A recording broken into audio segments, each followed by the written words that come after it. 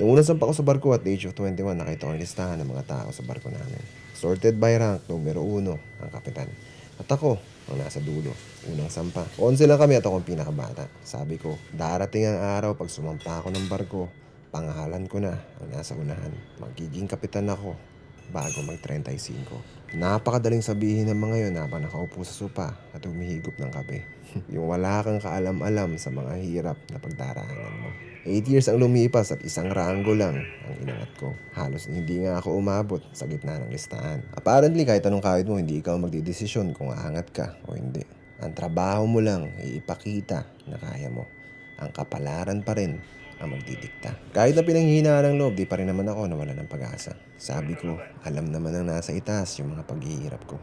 Ibibigay niya rin yun sa tamang panahon. 2 taon ang lumipas at nabigyan ako ng break na maging tersero. At sa edad na 35, nakaakto ako bilang hepe. 1 rank short bilang kapitan. Hindi una, pero ikalawa. Looking back, kung umabot ako dito na majority ng buhay ko ay nakaupo lang sa sopa, siguro disappointed ako na kinapos ako ng isa.